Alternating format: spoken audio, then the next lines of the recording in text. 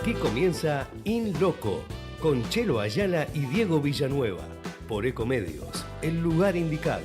Soy un loco que se dio cuenta que el tiempo es muy poco. Capacitate de forma fácil y gratuita. Accede al Instituto Legislativo de Capacitación Permanente en legislatura.gov.ar. Legislatura porteña. Nos une la ciudad. Cada aeropuerto tiene su código y cada pasajero también. Y todos tienen algo en común. Disfrutan acá. Hacemos de cada aeropuerto tu aeropuerto. Aeropuertos Argentina. Se sumaron 900 nuevos policías para aumentar el patrullaje en las calles. Además, se incorporó más tecnología con chalecos de última generación y armas Taser y Birna de baja letalidad. Conoce más en buenosaires.gov.ar/seguridad. Buenos Aires Ciudad.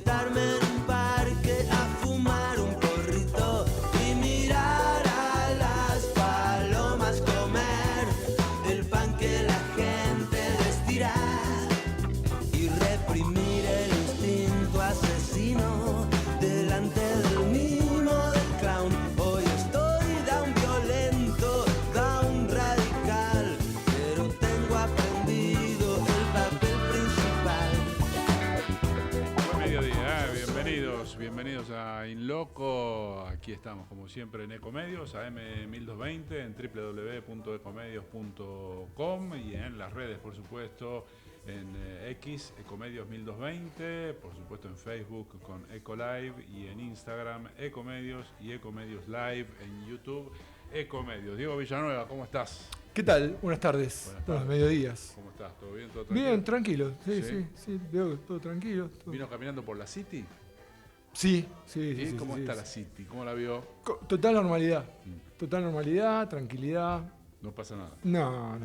¿Por qué vos me lo preguntás por alguna cuestión en particular? Teléfono de Trump, todo arreglado. Todo arreglado. Está. Mañana a la noche se junta, mañana a la tarde, presidente, con la gente allá. Escuché, sí, que se iba a ir ayer, o se iba a ir esta mañana, o se iba a ir anoche. Anoche, digo, sí. Y al final pasó para, no sé, la verdad que no tengo muy claro la cuestión. Sí, porque usted está sentado arriba de 50 palos, claro, entonces la gente como claro. usted no tiene Los que tenemos resuelto el futuro. Exacto, suyo y de su. Y de los nietos. Exactamente. Acá está Ramiro Pose, ¿cómo andás? Muy buenas tardes. En mi caso ya almorcé, así que ya estoy de lleno en la tarde. Hacemos todo temprano nosotros. Y la gente que hace yoga. ¿Ya almorzaste a esta hora? Sí. Mirá qué ansioso. Nosotros hacemos todo, el ayuno intermitente, la meditación a las 4 de la mañana. Todo, yoga. Todo. Hacemos todo lo que recomienda para ser exitoso. Bien, por ahí está. Acá en ese es el resultado. El éxito total de los clubes de fútbol, Diego. Vamos a abrir con un poco de deporte, si te parece. Dificilísimo. Complicado el presente de los equipos de fútbol. Sí, ganó Ferro, que dentro de todo, para mí me pone contento. Era un partido espantoso. De barrio, su club de barrio, digamos. Claro, el barrio del que nací. Sí.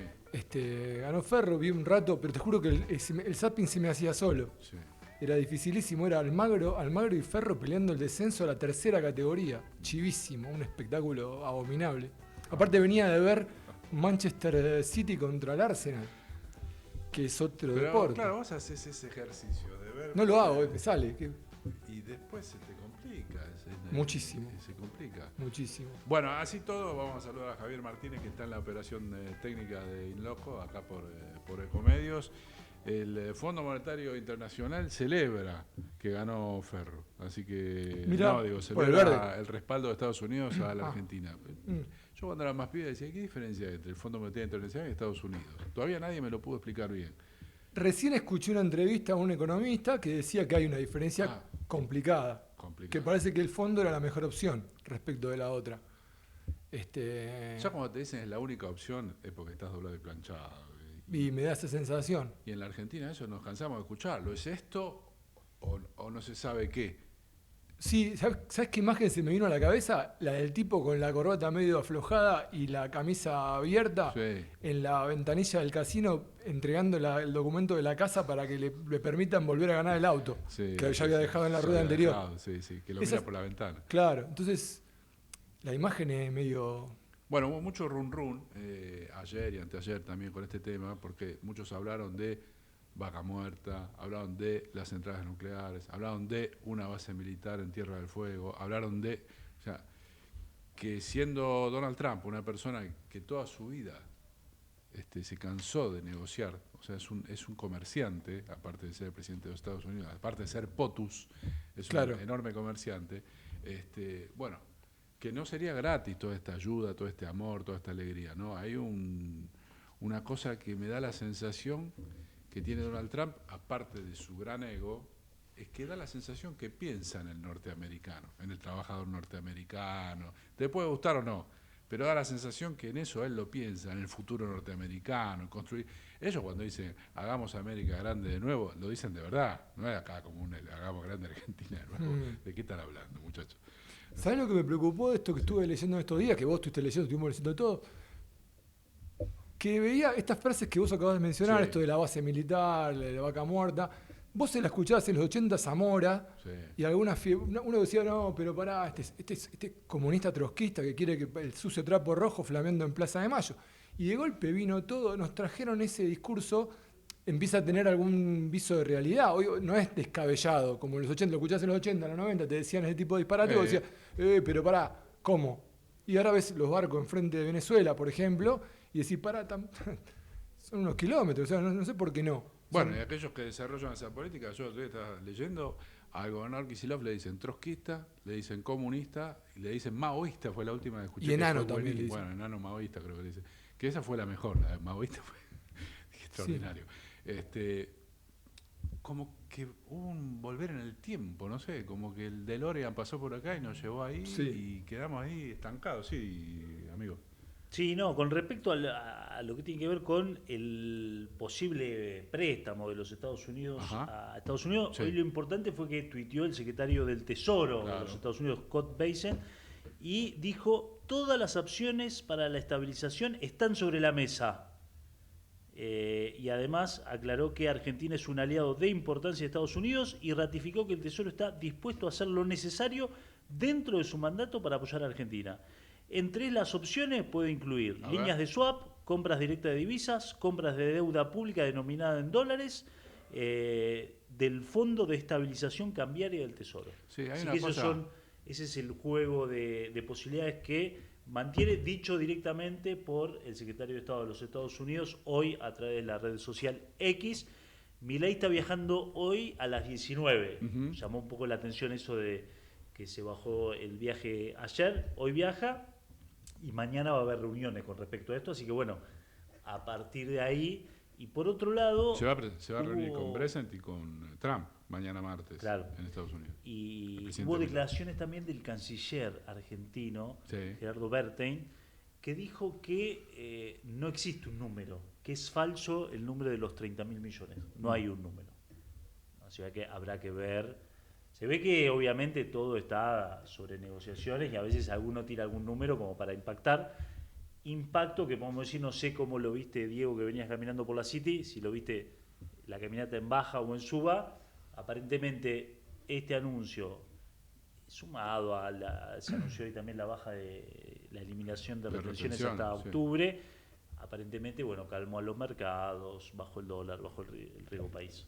Sí, estoy leyendo eso, como que hay... Igual no deja de dar toda una sensación de transitoriedad, ¿no? Como que esto es un remo... Eliminar las retenciones hasta justo 3 días después de las elecciones. No, aparte hay una cosa fundamental. A esta altura del año, lo vamos a hablar ahora en un ratito, pero eliminar las retenciones, los que no tenían espalda ya liquidaron todo.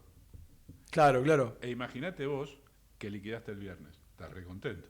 Y los que tienen espalda, bueno, van a poder ganar con lo que han especulado. Por lo que estuve viendo, hay como están esperando un ingreso fuerte, hablan de 7.000, 8.000 palos por ingreso de liquidaciones del campo. No sé, igual lo más tremendo es el tema, el cortoplacismo y la idea de estar comprando un rato, comprando tiempo. Esas son discusiones, Diego, Ramiro, que yo siempre me pregunto, ¿no? Pregúntate nomás. Sí. Bueno, en el campo, yo en segundo grado, segundo grado de la primaria, la señorita Zulma. ¿Qué nos enseñaban en la primaria, señorita Zulma? Con una buena cosecha nos salvamos todos. Ah, ¿sí? Sí, obvio. ¿En segundo grado te decían eso? En segundo grado, claro. ¿Qué materia? En matemática. Entonces, Mirá. Yo siempre me quedé con esa frase que después vi replicada textual en Plata Dulce. Claro. Cuando termina, una buena cosecha nos salvamos todos. Y yo digo, el campo mete 7.000 palos, ¿no? Sí. Pero esos son para los dueños de los campos. No son para nosotros. Sí. Hay una discusión ahí, ¿no? Porque esos 7.000 palos son privados. Pero ponele que viene el rey Midas y te tira una fortuna. ¿Sabes qué? Al ritmo, el otro día me tiraron 1.000 palos en 2 días. Si vamos a la misma lógica, Por ponele eso, que hoy se calmó un poco. Duran 2 semanas. Eso estoy semana. diciendo. Ya pasó en el 2018, la verdad que una semana que hoy ponemos 5.000 palos ahí arriba de la mesa a ver quién se los lleva. Y se los llevaba. Se lo llevaron en bote. Se los llevan en 15 minutos. Sí. ¿Cómo es? Bueno, vamos a ver qué va a estar pasando. Es una semana compleja. El gobierno, evidentemente, ha recibido el impacto de las elecciones de la provincia de Buenos Aires.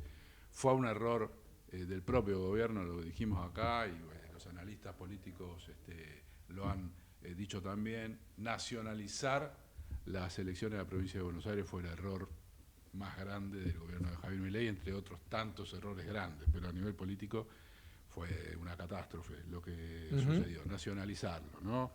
Y bueno, ahora veremos 26 de octubre lo que va a suceder. Algunas encuestas ya están... Bueno, las encuestas es otro tema aparte, ¿no? Porque hay algunas que, la verdad, no hubo una que le haya pegado a la provincia de Buenos Aires. Y la mejor es la que más se acercó. O sea que con ese dato mucho no podemos... Es que me parece que está un poco difícil. Lo habíamos hablado hace unos días con un encuestador, creo que fue con Martín, que ahora me olvidé el apellido.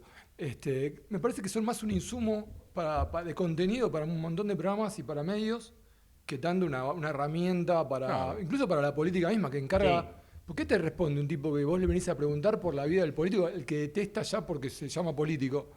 Es muy difícil encontrar una respuesta sincera, informada y que sepa de lo que está hablando. Sí, también una herramienta desde la política para incidir en la opinión pública y en la posible situación del voto, ¿no? Porque si bueno, está ganando tal por 20 puntos, tratando de estimular al votante del que se vería perdiendo, o distintas estrategias en función de eso, de arrojar números para incidir en la conducta de los votantes. ¿Sabes qué me encontré el otro día con un muchacho que integra el equipo de campaña? Es buena, Diego, porque es como Tato cuando se encontraba con la gente. Me encontré. Como Majul cuando me encontré en un bar. Está bien. En el Florida Garden. Ah, muy bien. ¿Existe todavía el Florida Garden? Sí, ahí chocolate caliente. Ahí en la esquina.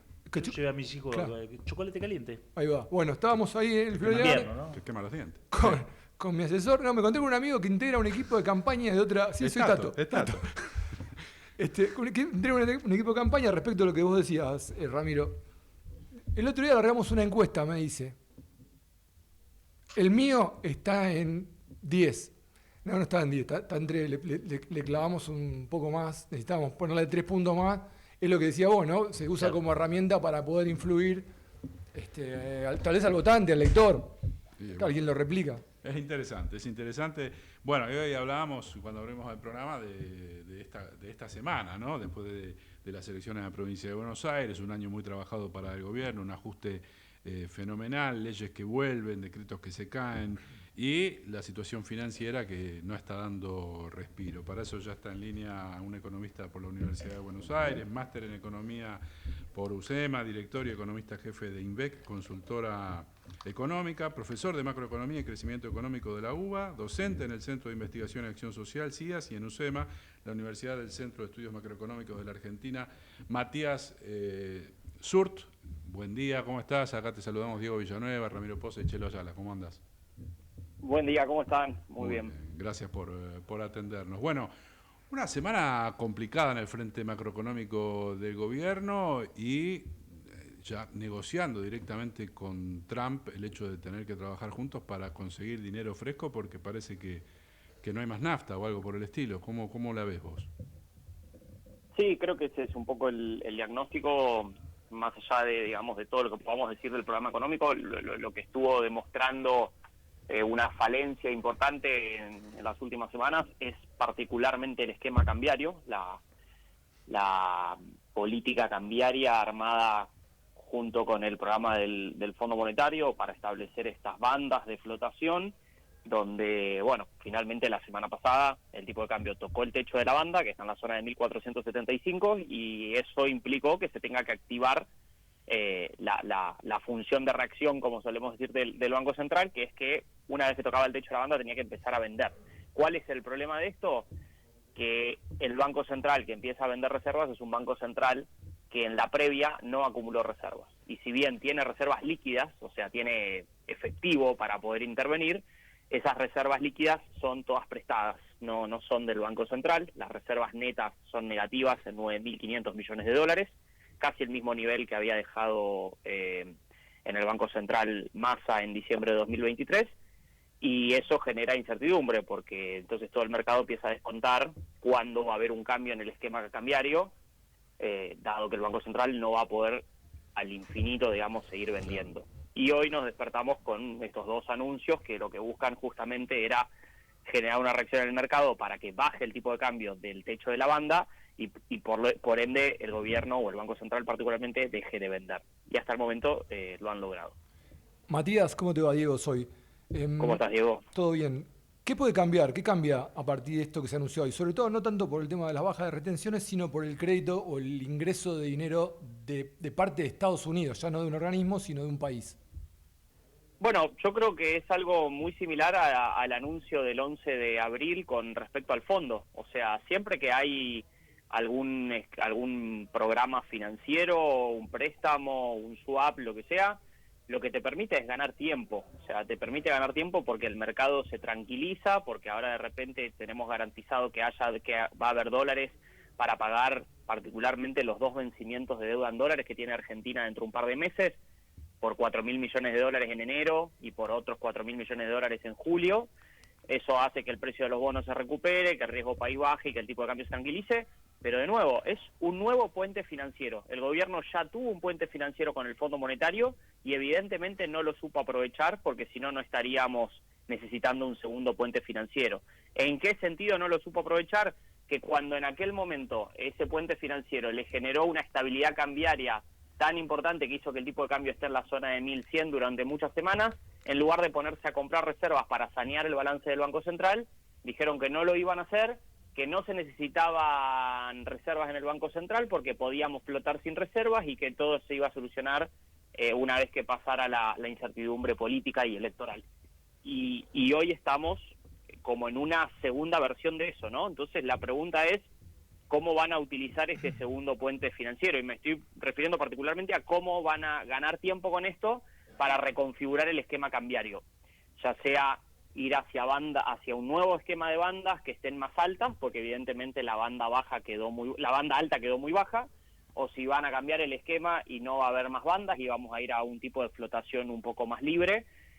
Pero me parece que en el fondo la cuestión, y que fue algo que nos tuvo a los economistas debatiendo hace un año como mínimo, es cuál es el tipo, o en qué nivel está el tipo de cambio real de equilibrio, como solemos decir. ¿A qué dólar le queda bien a la economía argentina, dadas sus circunstancias y dado su actualidad en términos de exportaciones, de importaciones, de vaca muerta, de los dólares que los argentinos compramos para ahorrar, de la deuda que tenemos que pagar? Y evidentemente es un tipo de cambio que está más alto del que el gobierno quería. ¿Y cuánto te da? ¿Ese número más o menos cuánto sería? Porque uno se imagina... No, bueno, es muy difícil ponerle un número, porque vos podés hacer cálculos de qué número te equilibra los flujos, como solemos llamar. O sea, a qué número el turismo deja de ser récord, la salida de dólares por turismo deja de ser récord y se pone en niveles más normales. A qué valor del dólar las importaciones están un poco más tranquilas. El tema es que a todo eso hay que sumarle, que esa es la parte de los flujos, cómo me da la entrada de dólares y la salida de dólares. Hay que sumarle que el Banco Central tiene que comprar, o sea que tiene que generar una demanda adicional para salir de las reservas netas negativas. Entonces, no sé qué número, creo que nadie lo puede saber, ni nosotros ni el gobierno. Lo que digo es que hay que dejar que el mercado encuentre ese equilibrio. Y si vos pusiste una banda que funciona como tope para el mercado y a ese tope te estaban empezando a sacar dólares, evidentemente el mercado consideraba que ese dólar era más alto que los 1.475. Y vos que me decís que en abril se dio un esquema similar al de ahora, ¿por qué no va a volver a suceder lo de ahora, lo de la semana pasada? ¿Por qué no se va a volver a ir por el drenaje toda esa cantidad de dinero? Bueno, es que no lo estoy garantizando. Digo, si no se hace nada más que conseguir el préstamo y seguimos con la misma política cambiaria, creo que vamos a repetir la historia de abril. Me parece que, dicho esto, el gobierno te va a responder: yo voy a usar este préstamo para evitar un cambio del esquema cambiario previo a las elecciones. O sea, yo no quiero ni romper las bandas, ni hacer nada antes de octubre, porque el gobierno cree que cualquier cosa que haga en ese plano le resta probabilidad de tener un buen resultado electoral. Entonces es bastante lógico o entendible desde lo político que no quieran hacerlo. Ahora, espero que haya algún compromiso con el Tesoro, con quien sea, de que después de las elecciones, sea cual sea el resultado, ya sea que sean buenas o malas para el gobierno, ahí sí se tome la decisión de cambiarlo, porque si no vamos a estar nada más que incrementando el nivel de deuda y no vamos a conseguir ningún resultado concreto. Es deuda entonces, porque hubo en las últimas semanas una discusión entre colegas tuyos, ¿no? Por supuesto, que decían, no, Sí. no es deuda, sí, es deuda. ¿Es deuda o no es deuda? No, claramente que, obvio que es deuda. Es deuda. Creo que la discusión, si querés, más fina es si vos tomás deuda con el Tesoro para usar esos dólares para pagar los vencimientos que tenés con el mercado en bonos que vencen en enero. Bueno, lo que podemos decir es que es deuda bruta, pero no deuda neta. O sea, que yo estoy endeudándome con el Tesoro para desendeudarme con el sector privado y evitar un default con el sector privado. Entonces ahora, en vez de deberle los 4.000 millones de dólares, que hoy hay un papelito que dice que le debo a los tenedores de estos bonos, le pago con dólares del Tesoro americano y ahora le debo la misma plata al Tesoro americano. Entonces, pongámoslo en esos términos si quieren.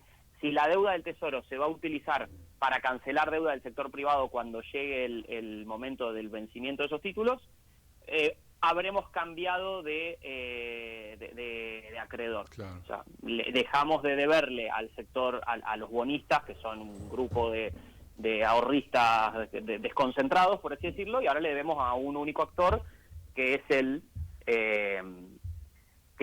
Tesoro americano. Los préstamos del fondo funcionan, si querés, de forma parecida. Muchas veces el fondo te presta para mostrarle al mercado que tenés liquidez, que tenés solvencia para pagarle, y de esa manera evitar una caída muy fuerte del precio de los bonos.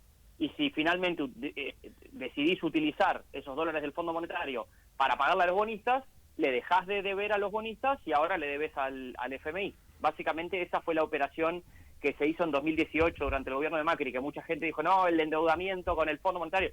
La verdad es que los dólares del Fondo Monetario en gran medida se los usó para pagar los vencimientos que teníamos por delante. Entonces subió la deuda con el fondo, bajó la deuda con el mercado, y la deuda neta, cuando uno la mira entre 2018 y 2019, no subió. El momento de suba de la deuda neta de Macri fue previo, fue en 2016 y 2017, porque fue los años donde tuvo déficit fiscal muy alto.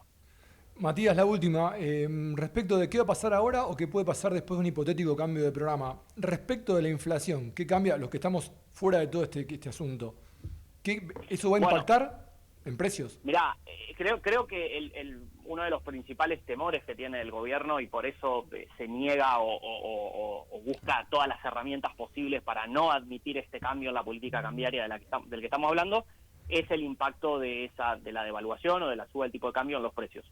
Nosotros estamos viendo, y lo veníamos diciendo, que esto iba a ser así porque las condiciones macroeconómicas cambiaron en un montón de sentidos. Venimos viendo que el movimiento que tuvo el dólar en los últimos 3 meses, que pasamos de 1.100 a 1.475, tuvo muy poco impacto inflacionario. Nosotros en la consultora hacemos mediciones semanales de inflación, y el jueves de la semana pasada cerramos las últimas 4 semanas y estamos en 1,9% de inflación. O sea que no hay indicios de que la devaluación se esté trasladando al sistema de precios en pesos con la misma magnitud que lo hacía antes, con la misma magnitud que lo hizo en septiembre del 23, cuando Massa, después de perder las PASO, devaluó, u otras devaluaciones de la historia. Entonces, para mí eso es algo súper positivo, que hay que levantarlo, digo, que hay que entender que la economía está haciendo un ajuste en términos de precios relativos que no necesariamente es inflacionario, pero con más razón me parece que eso es un argumento para permitir el cambio de la política cambiaria, no para evitarlo. Eso, Matías, no puede ser porque en un momento se inflaron los precios en pesos y quedó como un colchón hacia el dólar, porque hay precios en pesos que vos mirás y comparás y son tremendos los valores.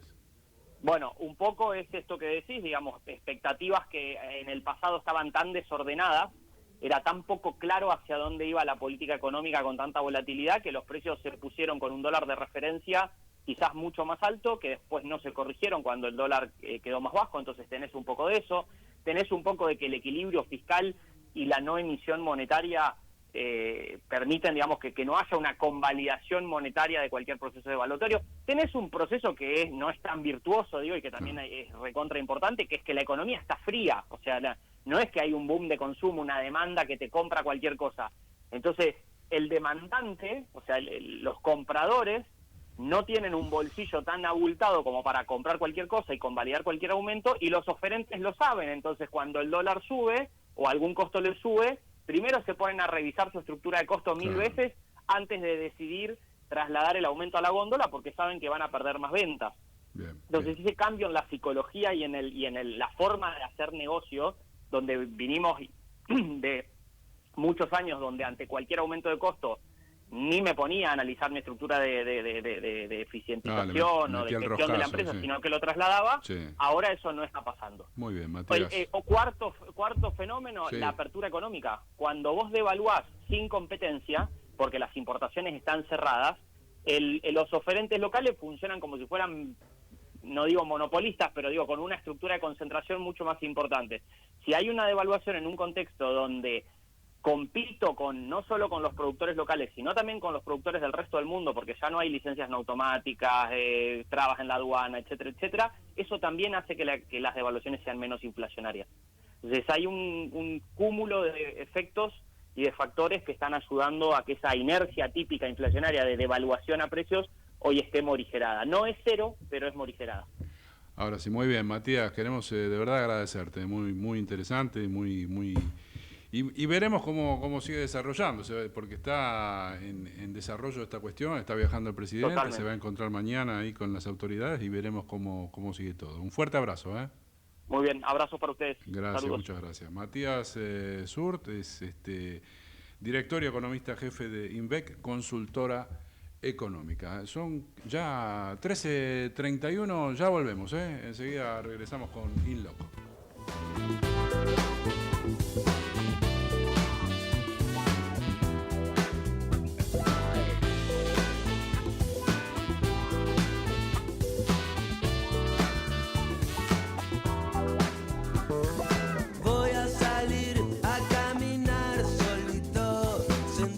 Ecomedios.com AM1220. Estamos con vos. Estamos en vos. Ahora, visitar Catamarca es más fácil que nunca. Te presentamos Visit Catamarca, la nueva plataforma donde podés planificar tu viaje y comprar paquetes y experiencias directamente de agencias y prestadores. Entrá a Visit Catamarca y empezá tu próxima aventura. Catamarca, más que un paisaje, todos. Catamarca, hermosa por naturaleza. Ministerio de Cultura, Turismo y Deporte. Informate en ecomedios.com. Seguinos en TikTok, @ecomedios1220. En el lugar justo, en el momento preciso. InLoco.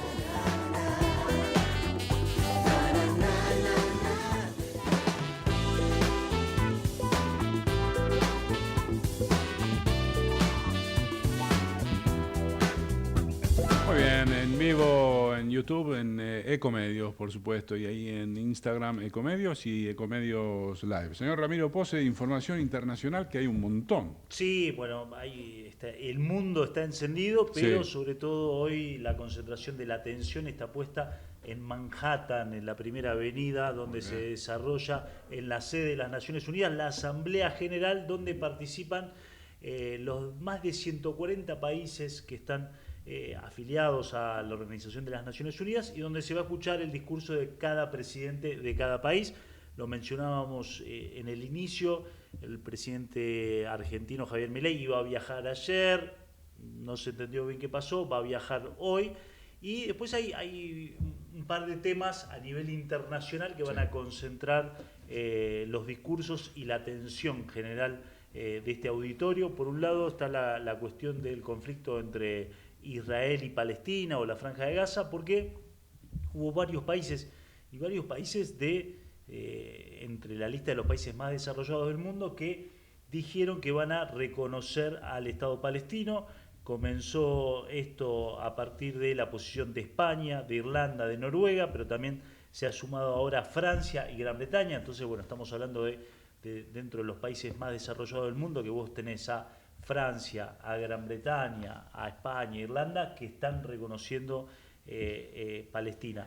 Según la Autoridad Nacional Palestina, de 193 países que hay en total, 3/4 reconocen el Estado palestino. Lo que pasa es que después, bueno, tenés países como Estados Unidos o Alemania que no lo reconocen, y bueno, que son Estados Unidos que tiene poder de veto en el Consejo de Seguridad de la ONU. Así que, pero este va a ser un gran tema. Ya el primer ministro israelí, Benjamín Netanyahu, dijo que no le importa lo que diga la Asamblea de las Naciones Unidas, Israel nunca va a reconocer el Estado palestino y se va a mantener en esa firme posición, porque el Estado palestino sería consolidar un Estado terrorista. Con respecto a Netanyahu, recordar también que el primer ministro israelí tuvo en un momento pensado venir a la Argentina el mes pasado, iba a tener una reunión con Milei y finalmente suspendió ese viaje, producto de la tensión que se ve en Medio Oriente. También pesa sobre él un orden de captura de la Corte Penal Internacional, pero lo que sí va a haber una reunión entre el presidente Milei y Netanyahu allí en Manhattan. Entonces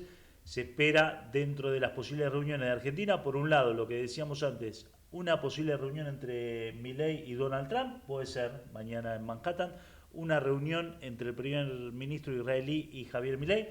Eso seguramente se va a dar porque ya está planificada. La de Trump, bueno, hay mucha expectativa porque no hubo hasta ahora reuniones oficiales entre Milei y Trump. Sí hubo encuentro en la residencia de Mar-a-Lago, pero bueno, el presidente no fue recibido en la Casa Blanca. Vamos a ver si hay una reunión formal en las Naciones Unidas. Y también las reuniones que va a haber con las principales autoridades del Fondo Monetario Internacional para terminar de establecer, bueno, lo que hablábamos recién. ¿Va a haber un préstamo? ¿En qué condiciones? ¿Qué características va a ser? ¿Va a ser un préstamo del FMI? ¿Va a haber un préstamo directo del Tesoro de los Estados Unidos? ¿Cómo se va a implementar? ¿Qué condiciones va a tener esa situación? Lo cierto es que esto, y lo que leíamos antes, el tuit de esta mañana del secretario del Tesoro de los Estados Unidos, Scott Bessent, diciendo que sí se está avanzando en un desembolso por parte del Tesoro de los Estados Unidos hacia la Argentina, generó cierto alivio de un gobierno que venía bastante complicado en el plano político y en el plano económico, con un dólar a la suba, que, lo decía bien el economista, bueno, hay que ver cuál es el dólar de equilibrio natural en la Argentina, pero para hacer eso también tenés un montón de interrogantes que tenés que ver, bueno, a cuál le das más preponderancia, si un dólar beneficioso para la industria, un dólar beneficioso para el turismo nacional, o un dólar que beneficie a la gente que quiere en la Argentina veranear afuera o comprar productos importados, ¿no? Entonces ahí también incide qué modelo económico vas a tener. Y otro tema también que se va a tratar en las Naciones Unidas tiene que ver obviamente con el conflicto entre Rusia y Ucrania y cuáles son las posiciones a tomar. Allí tenés unas Naciones Unidas más volcadas a condenar a Rusia, pero que, como lo venimos viendo en todos estos años que ya lleva la guerra entre Rusia y Ucrania, las distintas medidas que pueda llegar a tomar la ONU no inciden en el escenario, no afectan a Rusia, como no afectaron las sanciones económicas por parte de Europa y la OTAN, porque Rusia ha volcado su política económica y energética hacia Eurasia, ¿no? Claro. Hacia sobre todo la parte asiática y los países más cercanos que tiene allí en el hemisferio. Entonces ha podido suplir el boicot en cuanto a divisas en dólares, en euros y sanciones económicas a partir de una actividad más volcada a países asiáticos o del centro del continente. Así que veremos qué sucede, pero a partir de mañana vamos a ver incluso manifestaciones allí en la primera avenida de los Estados Unidos, y también leí algunas crónicas norteamericanas donde decía que el neoyorquino está un poco fastidiado con la celebración porque bueno, va a haber mucho movimiento, caos de tránsito, y por una semana va a ser el centro, aunque bueno, Nueva York en general ya es el centro del mundo, ¿no? Pero con todos los presidentes o gran parte de los presidentes del globo terráqueo concentrados en Manhattan. Bueno, muchas gracias, Ramiro. Lo veo a Diego ahí con su teléfono. ¿Quién sabe que está manejando la actualidad? No te puedo decir. No puede parar. No te puedo decir. No puede parar. Bueno, hablábamos de Palestina recién y hay toda una historia entre Argentina y Palestina. Argentina allá por 1947, por razones que después se vieron justificadas, se abstuvo en la votación del Plan de las Naciones Unidas para la partición de Palestina, un poco antes de que se vayan los ingleses, que después sucedió lo que la diplomacia argentina pensaba: iba a haber una especie de primera invasión sobre Palestina por lo que era el apenas nacido Estado de Israel.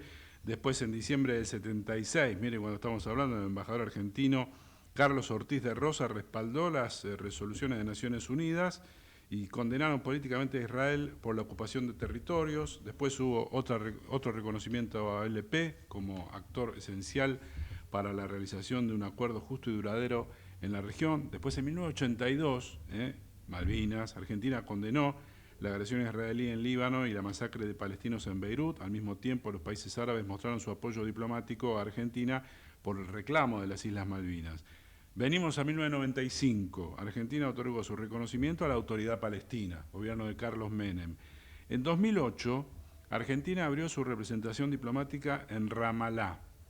Y en mayo de 2024, el presidente Milei anunció la rotura de la histórica oposición argentina y se alineó, como sabemos, con Israel. Pero vamos a escuchar lo que pasaba en el 21 de septiembre de 2011, porque el 6 de diciembre de 2010 el gobierno argentino reconoció oficialmente al Estado de Palestina como libre e independiente dentro de las fronteras existentes en 1967. El 21 de septiembre del 2011, Cristina Fernández habló ante la Asamblea General de Naciones Unidas en un discurso en el que abogó por el diálogo sobre la soberanía de Malvinas y defendió el derecho de Palestina a ser tenido en cuenta como miembro de pleno derecho en la organización. Me gustaría que Palestina tuviera este año el lugar 194 en Naciones Unidas. Este era el discurso.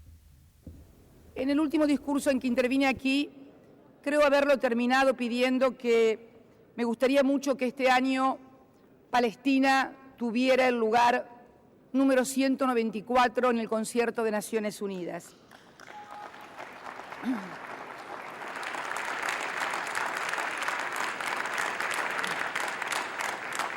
Mi país, la Argentina, como la mayoría de los países de la América del Sur, ha reconocido al Estado de Palestina.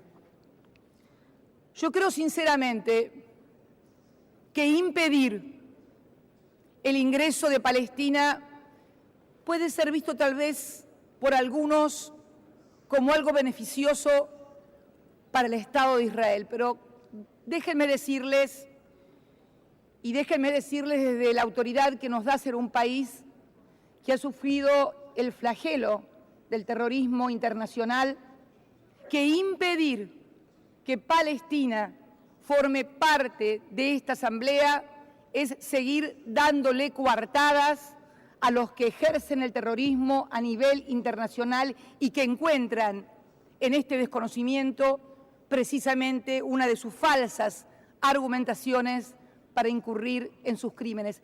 Ruego que Dios ilumine a quienes tienen que tomar esta trascendental y estructural decisión en el mundo para lograr mayor equilibrio y que Palestina pueda tener este año su asiento número 194. Estoy segura que de así lograrlo vamos a contribuir a vivir no solamente en un mundo más seguro, sino también en un mundo más justo.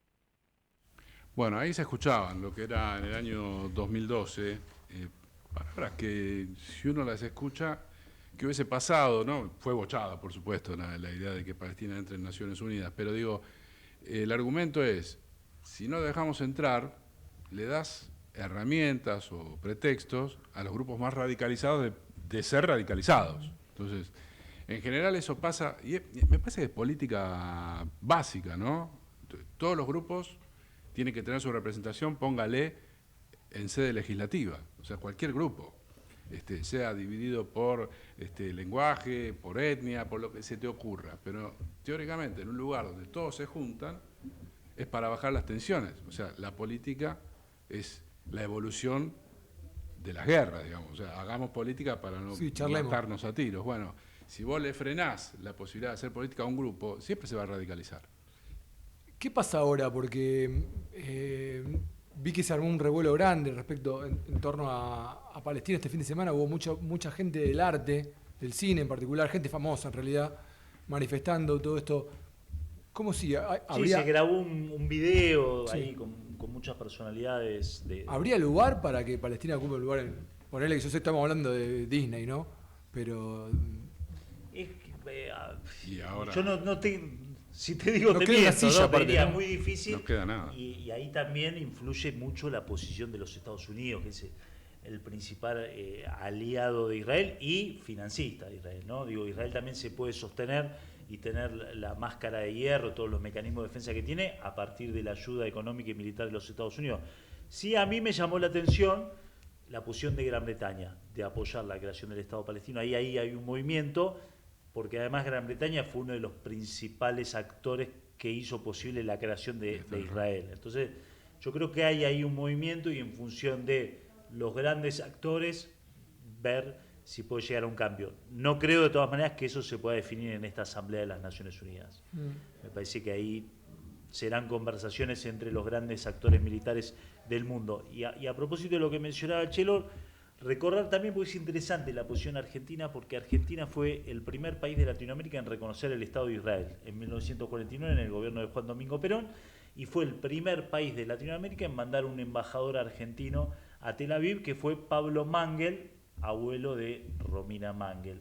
Entonces, una posición de coherencia en el tiempo, la de Argentina, de reconocer el Estado de Israel, cuando Argentina era a veces criticada o asociada a un pasado nazi a partir de alemanes que habían migrado hacia la Argentina, algo que hicieron a todos los países. Estados Unidos se llenó de es que acá vinieron los nazis malos, o sea, claro, fueron los nazis buenos. En todo el resto de... La diferencia. Yo los vi en La Mujer Maravilla, los que fueron a Washington. Claro, los buenos... Los buenos fueron de Estados Unidos, acá había los malos. Y por otro lado, bueno, esto de reconocer el Estado de Israel, pero también reconocer el Estado de Palestina. Me parece que la solución iría por ahí, de que la posibilidad de que existan dos países y que a partir de ahí construyan una relación en paz, pero bueno, evidentemente es una situación compleja y los años de conflicto la hacen cada vez más dificultosa. Diego, usted anduvo caminando los pasillos de las cámaras legislativas. Pasé un miércoles de rompe y raje el otro día, como dicen los chicos ahora. Porque se puso bueno, ¿eh? Y estuvo, es un poco lo que habíamos hablado el lunes, ¿no? Que iba a ser un día picante. Porque estaba difícil el tema de la cuestión universitaria, parecía que venía reñido y sin embargo... Bueno, ahí hubo abstenciones importantes. María Eugenia Vidal, por ejemplo, hubo un lindo ruido, no había visto nunca una escena como la de Ritondo. Con los penatos. Los penatos. ¿Cómo decir? Llamándola al orden, retándola a los penatos, que se plantó igual, hay que admitir. Los penatos votó en contra, o sea, votó a favor de los dos vetos, de voltear los dos vetos, tanto el de universidades Garrahan, como el de salud, el de Garrahan. Sí. Vidal se abstuvo en el de universidades, al igual que López Murphy, que anda siendo creativo en... López Murphy tiene un problema con la universidad pública. Lo pasó mal en la facultad, me parece, sí. Porque él, desde que agarró algo, la quiere voltear. ¿Se acuerda? 2001. Claro. ¿Cuánto duró? 15 minutos. ¿Vos viste el spot de López Murphy de ayer diciendo que nunca llamaría a un médico como... Y se muestra él mismo con los Tegobi de marciales de aquella época, Bueno, nada. Eso es porque tus amigos, todos te dicen, che, bien, vos sos un fenómeno. Qué divertido que estás. Te pican la cabeza y te lo crees. El microclima es asesino en esto. Te interesante eso que dice usted, muy interesante. Hablas de lo mismo, que todo el mundo está alrededor. Hay muchos políticos que viven en ese microclima y se cree eso. Efecto alfombra, le decía un amigo. A ver, cuente, desarrollo, explica tu maqueta. Claro, vos tenés un despacho que tiene alfombra muy grande, te aleja un poco del piso. Entrás, tiene aire acondicionado, salís de ahí, te metés en el auto, tiene aire acondicionado, entonces no estás teniendo contacto. No estás teniendo el bondi. No recibís el clima de la calle. No. Lejísimo. El otro día se vivió un poco en el Congreso. Pasó algo raro. Yo estaba adentro y no tenía muy claro qué pasaba afuera, porque afuera había una manifestación muy grande en la Plaza del Congreso. Pero fue tranquila, fue una manifestación casi muy como acompañando lo que estaba pasando. Si la ministra de Seguridad no sale a pegar, las manifestaciones en la Argentina son tranquilas. En la cancha, sobre todo vos que Ramiro vas a la cancha. Sí. Se decía siempre, cuando había algún tipo de trifulca, lo peor que podía pasar es que se meta la cana. Si se metía la policía, eso crecía, iba a crecer y se iba a ser más difícil de manejar. Siempre fue así. Supongo que aplican un poco las... Sí, la semana pasada en la marcha hubo mucha gente joven, pero también gente relacionada a la universidad, gente más grande, profesores, directivos, no docentes, y un clima de bastante alegría. Yo no vi un solo conflicto y mucho color, muchas canciones, así que en ese sentido fue una marcha en paz, podríamos decir. Sí, hubo alegría, pero pensá que van a correr esos vetos, van a correr el mismo camino, van a llevar la misma suerte que el tema de discapacidad. Claro, que hoy dijeron que lo promulgaron, pero que va a quedar en el presupuesto del año que viene. Recién se aplicaría si es que sale el presupuesto, pues estamos con el segundo presupuesto prorrogado.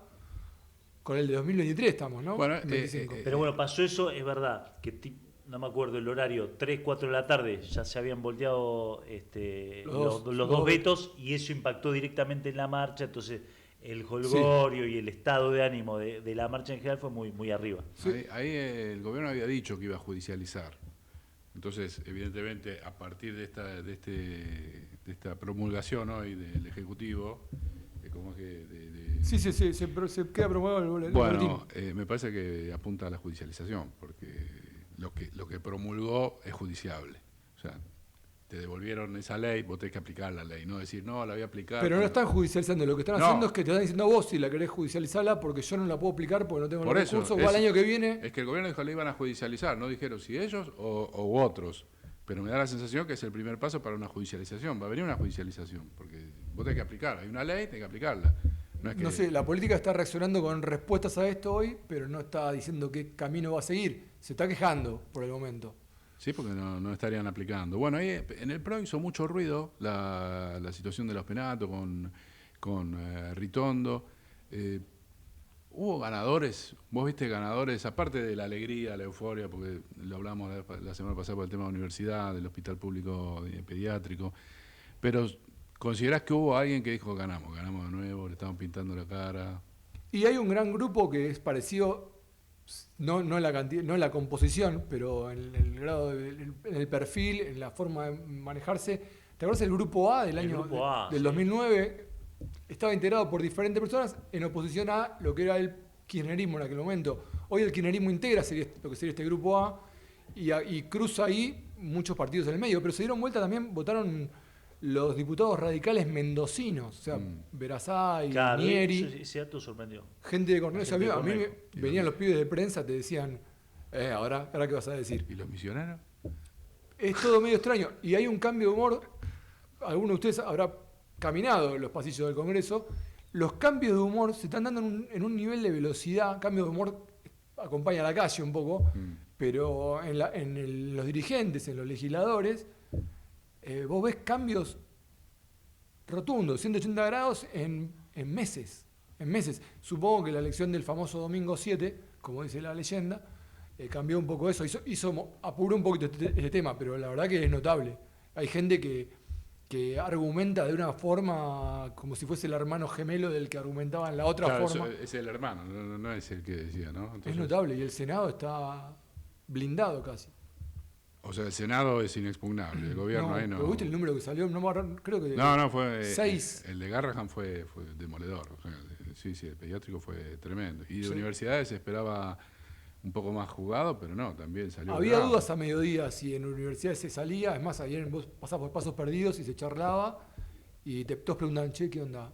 ¿Sale de universidades? Pues está más apretado. Y incluso los legisladores te decían, y estamos viendo, estamos contando. Salió con holgura, salió bien, salió con los 2 tercios que necesitaba. Sí, salió con 2 tercios. Bueno, ahí este año fue difícil el trámite parlamentario para el gobierno, cosa que no pudo hacer. Después me acordaba del Grupo A. En aquel momento no se decían golpistas al Grupo A, nadie le decía golpista. Obviamente el kirchnerismo decía golpista. Claro, bueno, eso A. Pero los que hoy se llenan la boca, sobre todo en los grandes medios, diciendo no, porque golpismo, en ese momento era lo mismo, son grupos de oposición. Ahí también hay un ¿Te acordás que aquel año, si no me equivoco, el Grupo A logró imponer el 82% móvil para la jubilación? Fue vetado. Que fue vetado. Y fue vetado. Y todavía supone, la argumentación de esta, no dicen de dónde sacar los fondos. Es interesante porque se repiten las mismas lógicas. Pero para, si vos agarrás el discurso de Nicolás Massot, hay 2 discursos de Massot, el otro día hubo otro, ahora nos metemos con eso. Massot el otro día explicó cuando habló de los fondos para jubilaciones, explicó de dónde se puede sacar, hizo un detalle de todo, planteó una cantidad de números, hay que ir a buscarlo al YouTube de la Cámara de Diputados. Y abro un paréntesis, el discurso del otro día de Massot planteando el tema Palestina, Estado de Israel, fue llamativo, fue bastante moderado. Saltó después Sabrina Ahmechet, que es diputada del PRO, que ahora es candidata. Ella es una persona muy ligada a la DAIA y muy cercana al Estado de Israel, y que ella reivindica el Estado de Israel, etc. Y niega el genocidio palestino. Lo interesante de Ahmechet es que es la número 4 de la lista que lleva encabezando a Alejandro Fargosi, que fue tildado de nazi por la DAIA. Sí. O sea, en la misma lista tenés un tipo que fue tildado de nazi por la DAIA, el cuarto, una militante de... Bueno, ahí se veía en Twitter que decía, coherente Ahmechet, apoya el bombardeo a los hospitales de Palestina y apoya el cierre de los hospitales en Argentina. O sea, marcaron una coherencia. Es un avance, y la DAIA, no lo bombardea, por lo menos. Le sacó un comunicado a Nicolás Massot. Sí, al día siguiente, pero vos Y Cristina Fernández de Kirchner tuiteó reivindicando el discurso de Massot, algo impensado en otro momento, ¿no? Ahí está un poco la idea que te decía del Grupo A, porque Massot está del grupo Massot, Pichetto, Randazzo, Monzó, están en ese grupo, Tamanes también. Hay un diputado muy interesante de Formosa, se llama Fernando Carvajal, que era un juez en Formosa, que obviamente se abrió del bloque que conduce Rodrigo de Loredo, y es un legislador interesante que termina ahora a fin de año. Me dijeron que no renueva. En Formosa la tiene difícil con... Quizás, no sé si vos lo percibís así, pero en el momento en que fue la gestión del PRO, que Emilio Monzó era el presidente de la Cámara, Massot era una de las espadas fuertes de ese bloque, todo ese culto que hizo Monzó al diálogo, a la rosca política y demás, generó buena impresión en muchos sectores, y me parece que hoy eso también permite que se puedan entender ciertos puentes con Monzó, Massot, alguien del kirchnerismo, etcétera. Pasa mucho eso. Está bueno, en un punto está bueno que la sociedad se haya empezado a meter más en la política. En general lo hace con títulos y quejándose de la casta y ve las imágenes que se ven en algunos canales de televisión. Pero si vos te metes, te vas a dar cuenta que además de la discusión y de los enfrentamientos de tipo político, hay un vínculo entre los tipos, bueno o malo, no sé cómo será, pero hay un vínculo humano. A veces hay amistades raras, vos ves gente que se lleva bien, que no tiene mucho que ver. Bueno, hay mucho de todo eso en la Cámara. Después eso tal vez termine trunco en discusiones políticas, pero hay mucho de esto que vos decís. Y es verdad que Monzó acercó mucho las partes. Hoy se ve, sobre todo en el último año, se vio mucho el enfrentamiento para la tele, ¿viste? Que ahora hay un YouTube. Sí. Y es necesario decir cosas fuertes, discursos encendidos, para marcar diferencias. Pero después, 30 segundos. En 30 segundos hay que tirar toda la carne al asador. Es algo así. Fíjate que si vos ves la cantidad de diputados que hablaban hace 10 años en las sesiones y la cantidad que hablan después de que empezó el YouTube, por ejemplo, se multiplicó. Los tipos, ¿sí? Bueno, contá. Es impresionante. Es impresionante. O sea, vos tenés tipos que obviamente no escuchan lo que dijo el anterior, ni les importa lo que va a decir después. Es su dicen momento, lo mismo. es su prime. Claro, pero es el momento en el que ellos cortan tienen ese corte de 5 minutos, 8 minutos que dura la intervención, que en general se exceden. Lo cortás y lo mandás a las redes sociales, se mira mucho en tu provincia, le pones guita para que se vea allá. Entonces vos haces una campañita todo el tiempo, mostrando que estás trabajando, y en general estás diciendo lo mismo. O sea, no hay discursos que digan algo muy distinto de lo que ya se dijo. Pero era muy común antes, hace 20 años, ponerle diputados o senadores que pasaban y no hablaban, no abrían la boca en los 4 o 6 años que estuvieron. Diputado decorado, le Está decían. bueno esto que está diciendo Diego, decir que un diputado, por ejemplo, X del Chaco, cuando habla, le está hablando a la gente del Chaco a través del ámbito de la Cámara de Diputados y no en función de por ahí, el tratamiento o de convencer a sus colegas. Pasó el miércoles, no me acuerdo de qué provincia era un diputado hablando de una cuestión nacional, del presupuesto nacional, terminó hablando por qué lo van a pagar los de mi provincia y dio el nombre de la provincia. Algo impresionante. En un momento habíamos bromeado ahí con gente, con otros periodistas, incluso con algún político. Les decíamos, cuando la sesión dura 34 horas, ¿qué pasa? ¿Por qué no hacemos? Se puede insertar. Si vos estás discutiendo, estás haciendo uso de la palabra y ves que la sesión es larga o se dijo algo que vos ya dijiste, podés pedir la inserción de tu discurso. Entonces queda en el diario de sesiones, pero vos no te tomás los 5 minutos en el medio de la sesión. Claro. Habíamos planteado hacer una inserción de video. O sea, grabame en Diputados TV, haceme un estudio, yo hablo 5 minutos. Es más, si tenés un croma, lo puedo hacer en Champs-Élysées, el discurso, en la cancha de Boca, claro. Te sentás, decís lo que querés decir para tu provincia, lo que haces en el Chaco, no sé. Sí, lo que sea. Y lo subís a las redes, ya está, y pasó. Y lo podés tirar. Obviamente no prosperó, pero era una buena iniciativa. Iba a ser todo más sencillo. No tuvo los 2 tercios. No llegó a los, no tuvo ni uno ni medio. No llegó a los 2 tercios. Bueno, nos quedan un par de minutos. Yo sé que vos sos una persona, Diego, que está en las sombras acá en Inloco. Estoy en la radio. En la radio. ¿Tenés alguna recomendación para alguno que se sienta mal y dice, voy a ver algo en la tele hoy, alguna serie, algo que uno quisiera ver? Estoy medio boba con las series, pero ayer terminé Los Bastardos de Pizzo Falcone, no sé si te sirve. Bien, italiana. Italiana, sí. ¿Qué sé yo? No. Los buenos están todas buenas, las chicas, las italianas. Yo te digo, Chelo, llegué tarde, buena. pero me devoré entre el sábado y domingo Viudas Negras. ¿Está buena, che? Impecable, impresionante. Y además, esto de la empezás a ver y no podés parar. Porque tiene un componente de suspenso, policial y de comedia muy bien actuado y con una trama que te engancha y que tiene principio y fin. No son esas series que se van alargando, quizás en infinito. ¿Para cada capítulo termina? No. Lo que digo engancha. La historia son 8 capítulos nada más.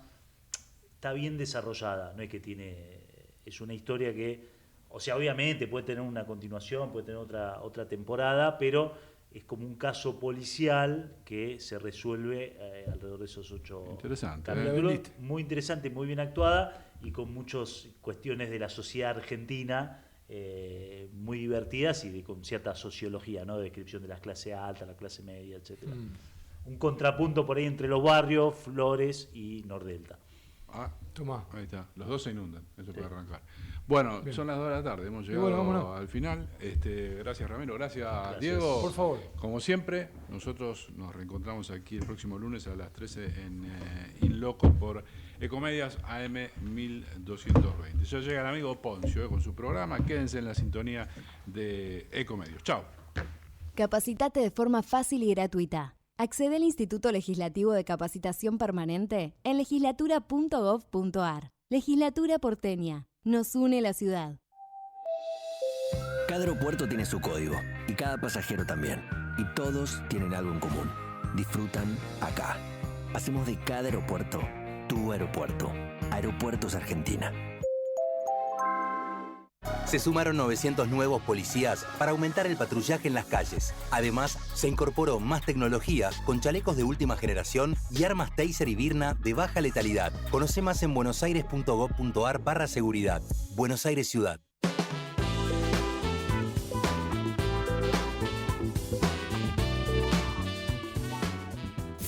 Desde Buenos Aires, transmite LRI 224, AM 1220, Ecomedios.